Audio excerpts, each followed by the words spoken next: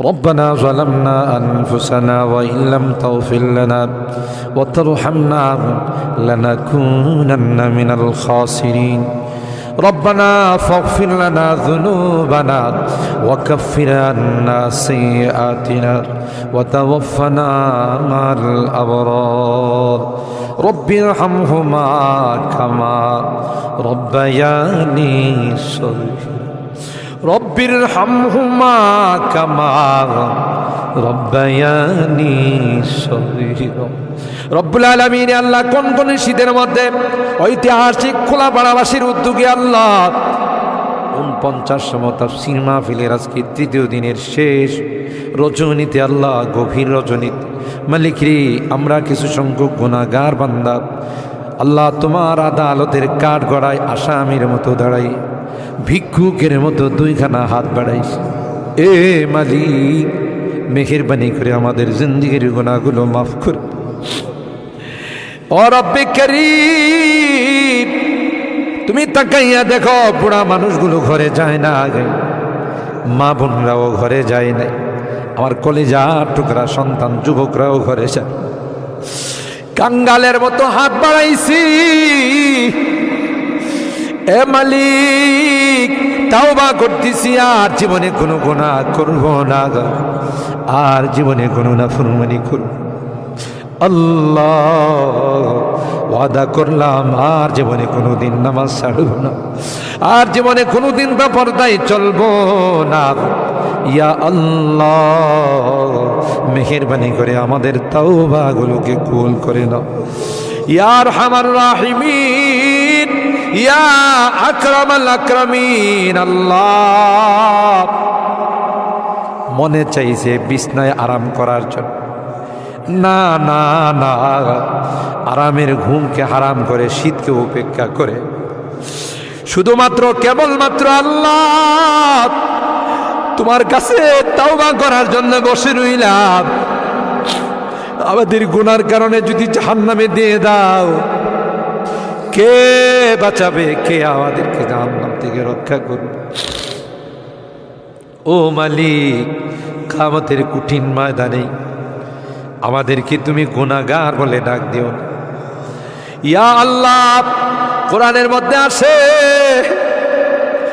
জাহান্নামীরা জাহান্নামের আযাব সহ্য করতে না পাইরা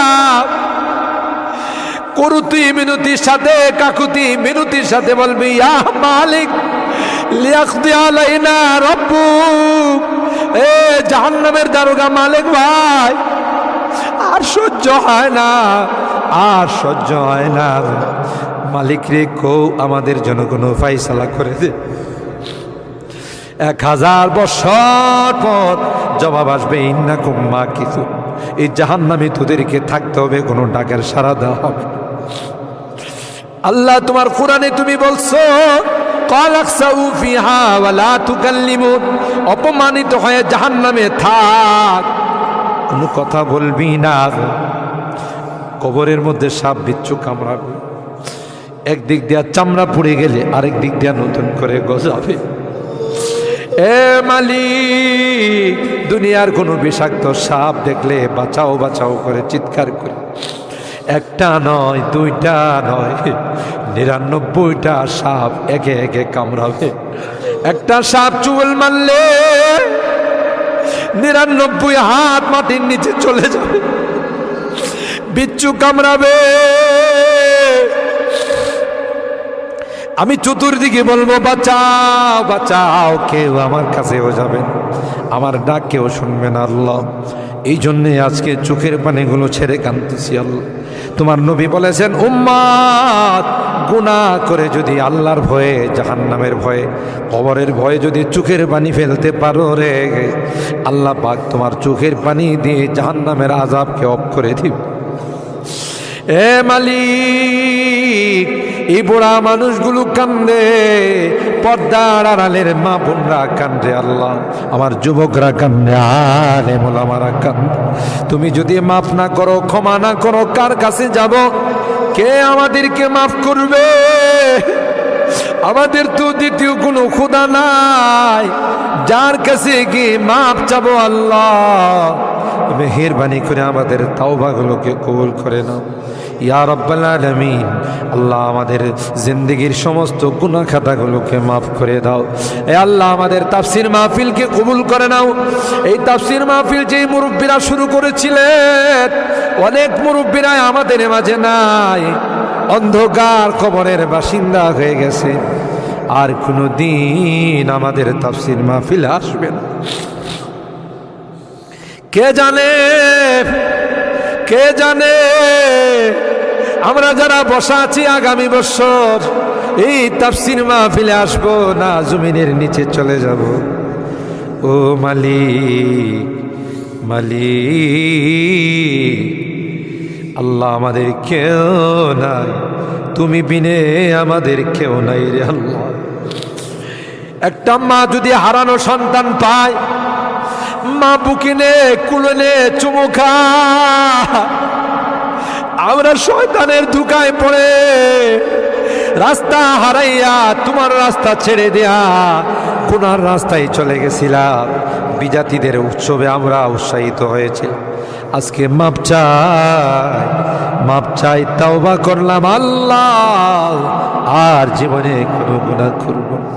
ও মালিক এই তাফসীর মাহফিলে যারা কথা দিয়ে পরামর্শ দিয়ে টাকা পয়সা দিয়ে সাহায্য করেছে আল্লাহ সকল আর দানগুলোকে কবুল করে নাও ইয়া আল্লাহ। আজকে তৃতীয় দিন, আরও যে দিনগুলো আছে আল্লাহ প্রত্যেক দিন ওলামাদের কাছ থেকে মুফাসসিরিনদের কাছ থেকে তাফসীর শুনে যেন আমরা আমল করতে পারি আল্লাহ সেই তৌফিক নসিব করে দাও।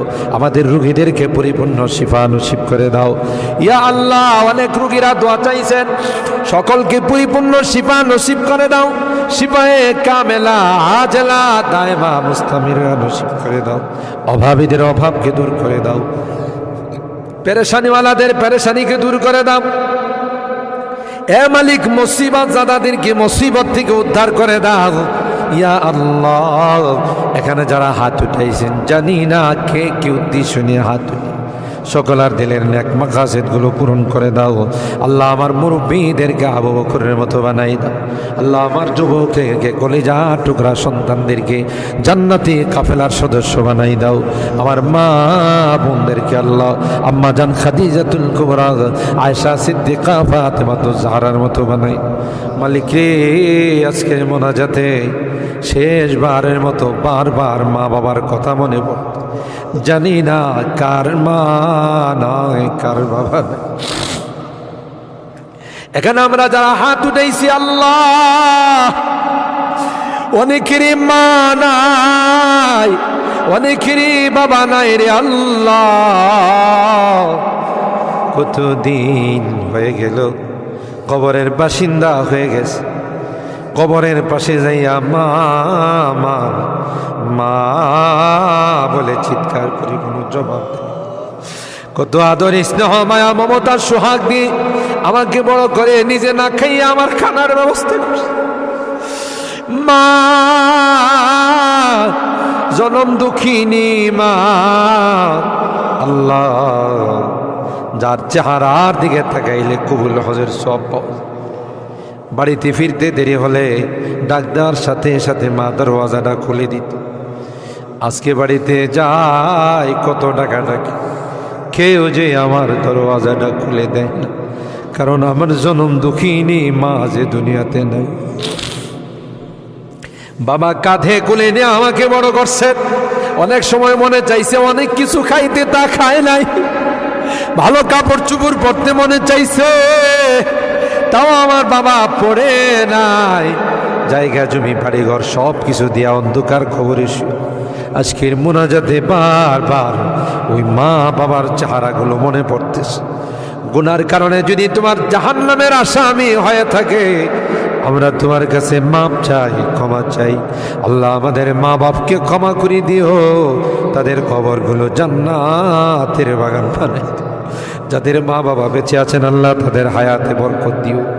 এ রব্বে করিম আল্লাহ, মুনাজাত শেষ করার পূর্বে একটি ফরিয়াদ, জানি না কোন দিন কার সঙ্গে মালাকুল মউতের দেখা হয়ে যাবে, কোন দিন মসজিদের মাইকে আমার নামটা ঘোষণা হয়ে যাবে, মসজিদের পালকিটা আমার ঘরের সামনে দাঁড়িয়ে যাবে। এটা তো এমন পালকি, এটাতে একবার যারা শুয়ে যায় জীবনে আর দ্বিতীয়